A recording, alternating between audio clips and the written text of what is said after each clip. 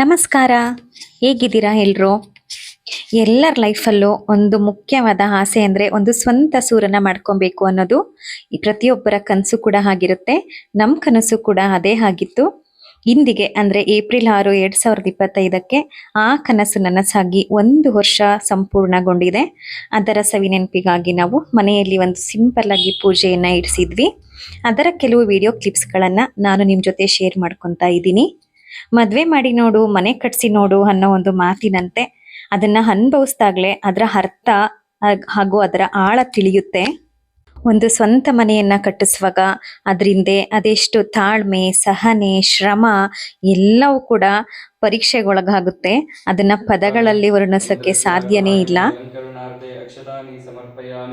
त्र्यंबकाय पुष्पनापरिकल्पयामि दिव्या परिमलगन्धान्धारयामि परिमलपत्रपुष्पाणिं समर्पयामि वनस्पति तीर्थसोपेतोगन्धं दर्शवामर्त्वान् पुक्ष्य सा वयसा नादमाहान् गुणिवच्चामर्पाशीवत्सामरुष्ण्यं भवाभाजस्य सङ्गते ओं श्रीमन्महाविष्णुरस्वस्य भाजिनः सुरभीनुकात्करप्रणायं शीतारिशतः ओं श्री इष्टलिङ्गदेवताभ्यो नमो नमः स्नापयामि सद्योजातं प्रबध्यामि शुभनामकरण युक्ताय एवं गुण विशेषण विशिष्टाय अस्य शुभतिथौ श्री पार्वती परमेश्वर प्रीत्यर्थं इष्टदेवता कुलदेवता सहित माता पितृ आशीर्वाद पूर्वकः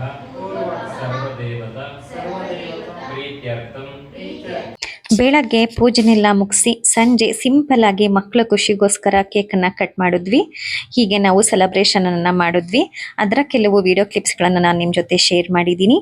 ಈ ವಿಡಿಯೋ ಇಷ್ಟ ಆಗಿದೆ ಅಂತ ಭಾವಿಸ್ತೀನಿ. ದಯವಿಟ್ಟು ನಮ್ಮ ಚಾನಲ್ನ ಲೈಕ್ ಮಾಡಿ, ಶೇರ್ ಮಾಡಿ, ಸಬ್ಸ್ಕ್ರೈಬ್ ಮಾಡೋದನ್ನ ಮರಿಬೇಡಿ. Thank you.